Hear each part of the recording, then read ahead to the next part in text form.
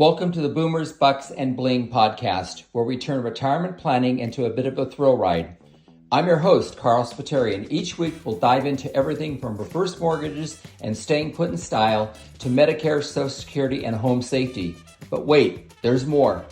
We're not just going to talk all about money and business. We're going to add some sparkle, some bling, as we chat with travel pros, party planners, and a lot of different topics that's going to help you make the most of your golden years. So grab a cup of tea or whatever it is you want to drink, get comfy, and let's make retirement planning an adventure of a lifetime. Welcome to this edition of Boomers, Bucks, and Bling. Today we have the honor of having a friend of mine, a man I've known for many, many years, John Beyer.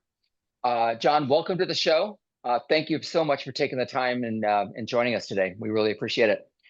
Thank you for having me on the show. Oh, believe me, it's our pleasure. I can't, our audience is going to get so much out of this next few minutes. Tell us a little bit about you. Tell us about John and the company you work with and own and that kind of thing. Well, I'm a financial advisor, have been one for about 20 years, and really enjoy being an advisor in Southern California. There's a lot of people that need financial advice and guidance, and I'm happy to be able to do that. Absolutely. Yeah. Our company's been in the area for 50 years. We celebrated our 50th anniversary last year. And so a lot of long So time. I take it you didn't start the company because you don't That's look like right. you've been in business. Okay. All right. Go ahead. I was a little young back then in 1974, but yeah. So it's great to be part of the community and to be helping people, and we really enjoy it. What's the name of your company? We're Blankenship and Foster, and we're in Solana Beach. Okay. Perfect.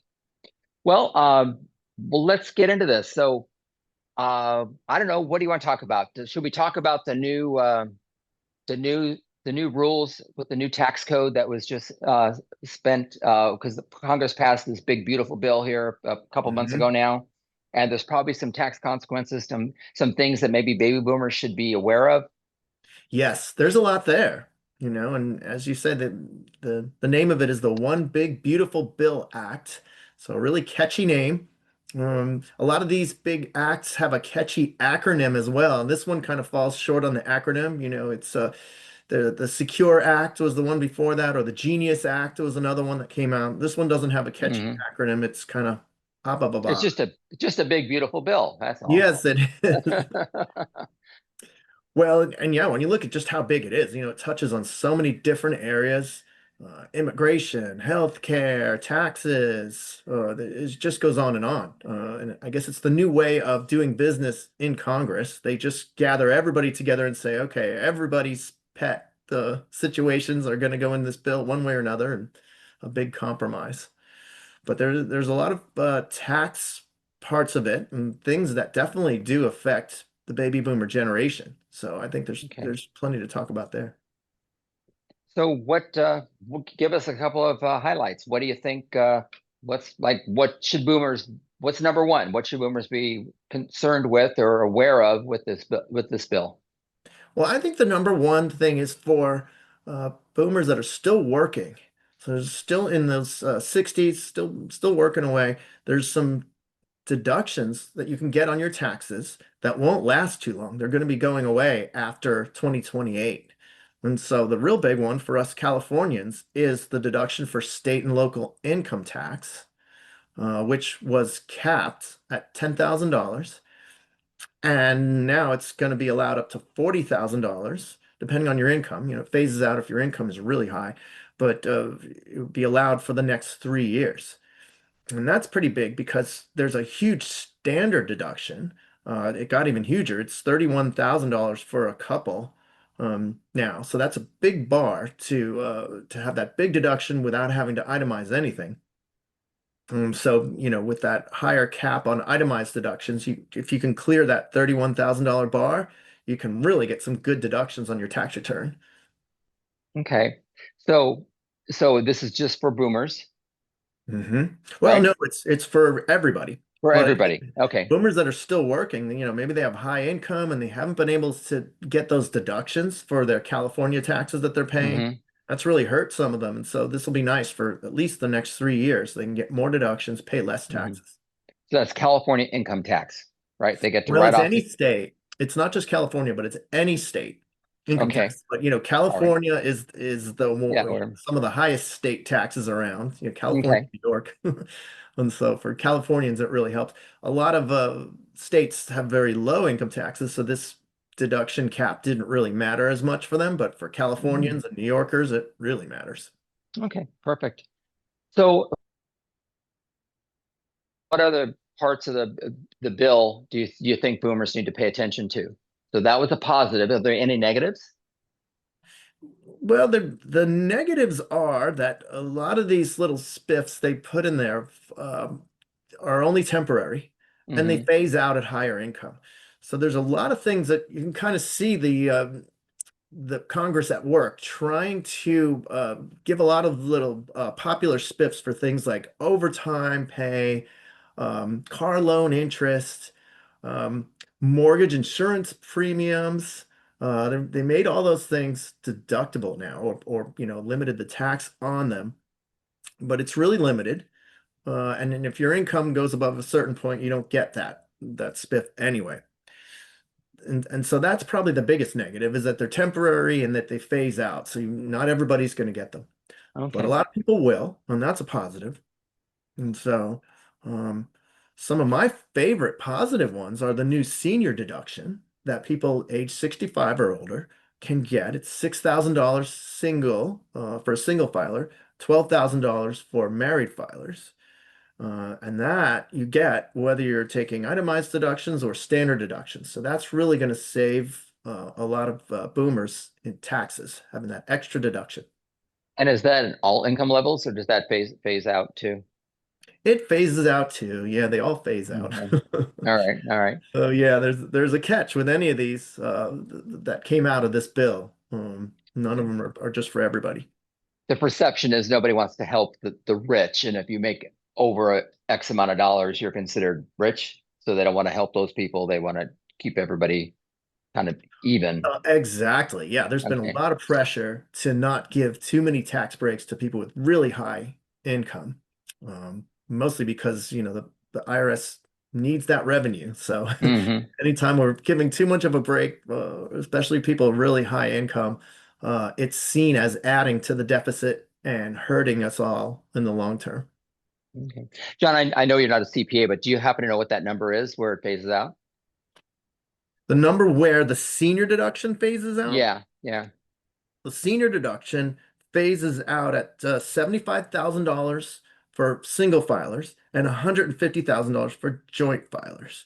And that's where it starts to phase out, and then you're getting less of a deduction when you're above that point. And the point where you would get no deduction at all is $175,000 for single filers and $250,000 for married filers. So there's a Okay. range in there where you can get some deduction, not the full 6,000 and 12,000. Okay. So not necessarily rich, but doing well. Doing well enough, yeah. Yeah, Mhm. well enough. Okay. So so in your practice, what kind of issues do you see baby boomers having? Okay, so you're in a rather somewhat exclusive part of Southern California, but I know you deal with people kind of all over the place. That's So right. what are some common things that you see boomers facing, just in general? Yeah, absolutely. We work with a lot of boomer generation clients and their families, and they're all walks of life, but they tend to be people that we're advising, so they tend to have some savings, some investments that they've grown over time.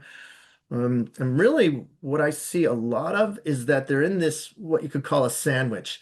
They're trying to help their kids, and they're also caring for their own parents or their own relatives. And so they're really in that sandwich of trying to do both, help the kids, help the parents. And that's a real burden on them, trying to do both. Um, and I see a lot of them that are really, I think they prefer to retire, but they're just not ready to flip that switch yet. So they're somewhere in between. The R word, the retirement word, becomes pretty nebulous for a lot of people these days. That if they're Mhm. able to keep earning income in some way, they're looking to do that to keep that security that the income is still coming in. Not ready to go full-time pulling weeds and sitting on the lawn chair drinking iced tea. Hmm. So, As you know, I'm a big advocate of reverse mortgages, and that's one of the things we probably get asked about the most mhm. is that sandwich generation where they're going, what the heck do we do here? We got parents we love, we want to help take care of, but we got kids and we got our own retirement, and that's where having a professional advisor such as yourself really pays dividends, in my opinion. Well, absolutely. And that's another big thing that we see working with people in Southern California. They tend to have a lot of equity in their house and in their real Yeah, estate. And turning that equity into retirement income can be really difficult. And there's a lot of problems that come with it. A lot of people, I think, had a plan that they'd use their real estate equity to provide income for them in retirement. But then when they actually go to do that, maybe they decide to downsize their house, just sell the house and buy something less and use the difference to live on in retirement. But that can be really shocking to them when they see how much it costs to buy the smaller place or the less yeah, expensive place, for one thing. The other big thing is the taxes they have to pay on selling a house that's appreciated. The capital gain tax can be huge, and here in California, the state income tax on capital gains can be very high. If you're selling $1 million house and $500,000 of it is gain, you're getting boosted up into that real high income range that California has very high taxes on. So you can, lose a lot of that equity just in paying taxes. yeah. And I so always I always tell people, probably less than, but roughly a third of whatever the gain is would be a good just rule of thumb that you'd be looking at in Mhm. taxes. Yeah, that's fair. And Yeah. of course, and that's Fair. after any improvements you've made to the home or anything like that. Right. But still, the Hmm. the actual gain, the actual money you're seeing, and then you talk about real estate commissions, which can be, on $1 million home at 5 or 6%, Hmm. 50 Yeah. or $60,000, and then there's commissions on the buy side now, where you have to negotiate that into the contract, and there's a lot to consider when you consider downsizing. Yeah. Oh, yeah. Anytime we're talking to a client about that exercise, there's a little worksheet that I'll fill out and say, well, let's look at this and what do you think you can get for it, and what kind of commissions you're going to have to pay, and we look at the tax part and then come to a bottom line. This is what you'll walk away from. And a lot of times you just see the shock that they're experiencing that it's a lot less than they thought. Yeah, you thought you had $500,000 coming at you to put into your retirement spending plan, and all of a Mhm. sudden that $500,000 is like $300,000, and that Yeah. makes the big difference in lifestyle choices and different Yeah. things. Yeah. Yeah. If you're Yeah, counting on that for income, it can be a real shock. yeah. Mhm. And there are other expenses such as moving expenses, and where do you want to be? I know we used to, we just talk to some people every once in a while about renting. And I mean, you look at take San Diego, because we both know San Diego so well, but really throughout the nation, where the price of rents have gotten so high that it's really hard to make the rent equation make sense anymore. The rent is so expensive, and a lot of people that are trying to rent are not renting from people, but they're renting from companies, property management companies or corporations that own the property, Hmm. and they want to increase it every year. They want you to have impeccable credit. They want a big, huge deposit. There's all these things that make it not fun to be a renter. Hmm. Just Yeah. just a fun thing. Well, so retirement. I don't know if anybody really loves the term retirement. Some people, I guess, live for it. But for instance, myself, I look at maybe slowing down, but I'm not sure I'm ever going to retire. But it Mhm. really isn't all about finances, right? No, absolutely. And we see from people that retire maybe a little too soon. Maybe they just were in a hurry to get on that bucket list and start working on it. That there's things that you lose when you retire. And really, it's that connection that, especially a lot of type A high achievers that have uh, built their whole career. They've built connections, they've built a schedule, they have so much that fills up their day and their week. Hmm. And when you just cut that off cold turkey, it's a real shock to them. And you could see where it directly affects their health. And there's a lot of studies on that too. You look at the blue zone study that everybody's heard of. What do those blue zone people have that other people don't that makes them healthier and longer? So describe blue zone for people that don't know what that term is. Well, the blue zone is a concept that comes from a large study that's been done of people that have lived are living very long lives. And what is it about them that they're living longer and healthier, having a better quality of life too? For one thing, they've found that there's certain locations where that is more prevalent. And there's one of them in California. The rest are scattered throughout the world. But kind of looking at, is it environmental? Is it your diet? Is it the air, the water? So there's a lot of factors that come into play. But a big factor that you see across all these blue zones where people are living longer and enjoying life is they have connections. And so that's family connections, it's friends, but it's also having a network. And that's just one of the things that a lot of people, maybe it's more likely to be men that have their connections around work than around social and family, and so you tend to see them have a bigger adjustment because they Hmm. lost that work connection. Yeah. Yeah. Yeah. I mean, I can't imagine just going home saying, honey, I'm home and I'll be here forever. You got to have a little bit of outside activity, and I think that's real important. And you, as an advisor, you kind of talk to enough people where this is reality, right? This is not just some article you read. You see this day in, day out, I would imagine. Absolutely. And it's one of the things that we pride ourselves on helping our clients through that transition and think through some of these things. And sometimes we recommend that they do a trial period, try it out and see how things are going to go and work on some of these things that are you're going to be losing when you cut off that work connection. Hmm. So like you said, hobbies, interests, volunteering, maybe doing some part-time work, some consulting work. All these are good things that keep you connected, keep you active, and keep you in motion, which is important to a lot of people, I think. Hmm. So, speaking of connecting and stuff, what about so if you're doing volunteer work and you become real passionate about what you're volunteering for, you are already. What about like donating to those causes and things? What do you see there with boomers? Well, absolutely. There's the boomer generation is very generous. American boomers are very generous, and it's critical for keeping a lot of these charitable causes running. They just can't survive without it. They depend on it. And you see that there's different ways to donate. You can donate money, you can donate your time, or you can, volunteer for those charities. So, the axiom time, talent, and treasure that you can donate. And so a lot of boomers are doing a combination of those three and getting a lot out of it. So if they're involved on committees or boards or actually just doing work, day-to-day volunteering for the charity, a lot of fulfillment they can get from that.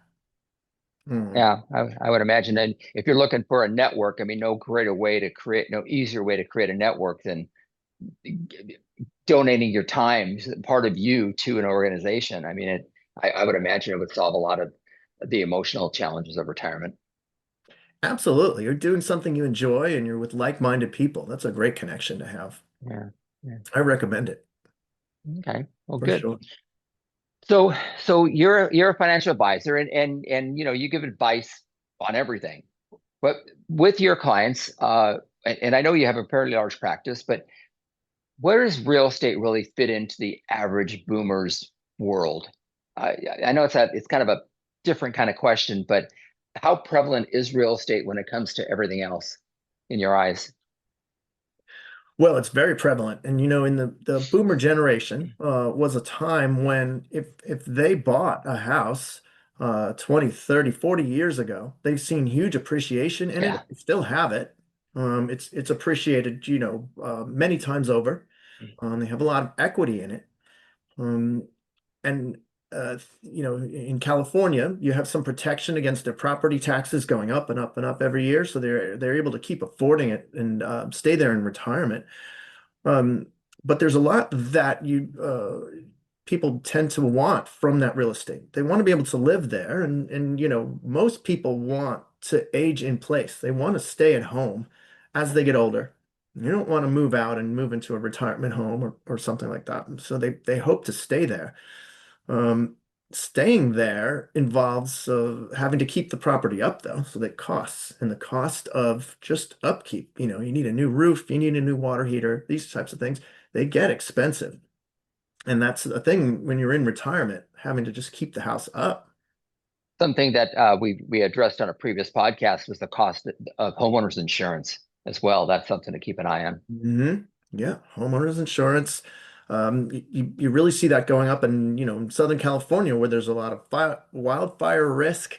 You Yeah. see where insurance companies are just flat out refusing to insure people. So you get non-renewal notices. We're declining to renew your insurance. I've gotten four of those. And so you're moving on to another more expensive insurance that's probably less coverage. So yeah, that's a big thing, the homeowner's insurance. The cost of maintenance and upkeep and work on the house can be huge. Um, and just if you're hoping to get income from the property, you see a lot of people are looking for ways to do that. So reverse mortgage is one of those ways, and to really help them get income out of the equity in the house. I see a lot of people looking to do ADUs, accessory Hmm. dwelling units, to rent those out or to move into the smaller unit and rent the bigger one out. And another thing that we see a lot of is families kind of coming together to all pile into the one property Yeah, the to reduce their compounds, right? expenses. Yeah. Yeah, they turn into big compounds. And so there's a lot of that. How do we how do we involve the family? How do we keep the family together? And that's a really huge issue too. A lot of people are looking at how do we keep the kids in the local area, which is Yeah. unaffordable for a lot of people to buy real estate. And you know the statistics more than anybody, Carl. Just how tough it is for the people with the typical income to afford the typical house. Yeah. And so there's a lot of creativity around that, right? We build Yeah. as many dwelling units as we can and pile everybody in on the same property, or buy more rental properties for the kids and put them in it and give them a huge break on the rent. We see a lot of that too. Yeah. We did a very really good podcast on boomers, Bucks and Bling here with Brandon, my friend over at Lars, and he did a whole episode on ADUs. So Mhm. again, whoever's listening to this, if you haven't heard that, you may want to give it a listen. It was a real good one. Well, I find it pretty fascinating too because they're bending all the rules. California Yeah. has so many rules about what, setbacks on your property and what you can build and zoning laws and all that. And homeowners associations have their rules, but the ADU rules give They you, supersede all of it. yeah, Yeah, they they do. supersede all of it. Hmm. The Yeah, cities are mandated to go along with it. It's not a volunteer basis. The cities have to move forward or they lose funding. So it's right. become and again, I don't mind one or two ADUs being put on properties, keep families together, whatever. I have a personal challenge with the 12 and 20 units that are going on city lots, and there's a lot of excess going on as well, which but we're not talking about that. We're talking about keeping family units together and that kind of thing. So Yeah, so it's a possibility, and of course, building an ADU, any amount of units is expensive, and yeah, so it's a big yeah, too. Yeah. Mhm. yeah, it's not cheap. Make sure you definitely hire a reputable contractor that will leave the ADU conversation at that. That's right. Yeah, yeah. Mhm. What you get, cheap is not always the best. So give me in closing here. Why don't you give me like top three questions you get from baby boomers? What are their biggest concerns? Well, that big one of how do I keep my family together is a big, broad Yeah, question. And a lot goes into that. How do I assure a comfortable, secure retirement? And a lot of times there's many things that you're trying to do, help the family, help parents, and kind of competing demands on your money and your income. How much of that can I afford to do while still maintaining my own security? Yeah. Nobody wants to outlive their money, right? I'm 89 and I'm out of money. Now what do I do? Go back to work, right? So Exactly. that's kind Yeah. of a challenge. Yeah. Yeah. Not a fun scenario to consider. So yeah, those are definitely the biggest things that I see. And we do a lot of working on those competing priorities and kind of coming to a balance between them. Maybe you can't afford to pay $1 million for a rental property that your kids are going to live in or something like that, and still have your own retirement security insured. When we see medical concerns are the real big thing that stirs the whole pot. If you lose your health and you're having major health issues and you can't work, can really force retirement to happen sooner. And having the right insurance to make sure that you're getting covered for really catastrophic costs, Hmm. huge too. And so, happy that Medicare was not eliminated in the One Big Beautiful Act, because that's huge for people that Yeah. can go on Medicare. We still have Obamacare too, the ACA, also Hmm. huge for people that are haven't reached Medicare age. So those are huge things, and a lot of people that want to stay in San Diego or Southern California for the access to healthcare. That's good here. Yeah. You can move out into the country, but if you're 10 miles away from the closest clinic, might not be good if you have health concerns. Yeah. If you get, especially if you're not driving or something.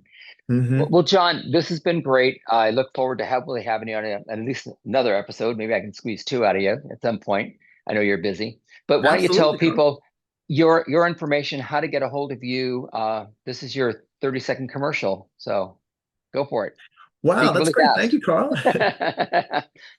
Well, for anybody that wants to reach me, our website at Blanket Ship and Foster is www.bf, like Blanket Ship and Foster, advisors.com. And on there, you'll see my page. And so my LinkedIn, or even you can just email me directly from that page on our website. And so that's the best Okay. way to reach us. All right. Is there a phone number though? There is, yes. It's 858 755 5166. I had to think You about know, that for a second. we Yeah. all have one of these. Where the camera there? We all have one of these that we use for everything but telephone calls. So Yes, but that's yeah, right. yeah, phone number. Sometimes people will succumb to that. John, thank you so much for your time. I truly appreciate it. And we'll talk soon. Okay. Thank you. Absolutely, Carl. Thank you. Take care now. Thanks for tuning in to this episode of Boomers, Bucks, and Bling. We hope we've managed to mix a little enlightenment along with fun. If you enjoyed our conversation, don't forget to hit the subscribe button so you'll never miss out. And if you got a moment, drop us a review. It helps spread the word and keeps us motivated to continue. Got burning questions? Hot topics you want us to dive into? Let us know on our website or social media. Until next time, Carl Spiteri here to remind you to tackle retirement with a big smile and a whole lot of energy. The content of this podcast is intended for informational purposes only. It does not constitute financial, legal, or professional advice. You should not rely solely on the information presented here to make any decisions. We recommend seeking the guidance of a qualified professional for any specific situation. Arc Latex Financial Services, LLC, NMLS number 2143, its hosts and guests cannot be held liable for any losses, damages, or other negative consequences arising from your use of the information presented in this podcast. For license information, visit www.nmlsconsumeraccess.org. Equal housing opportunity.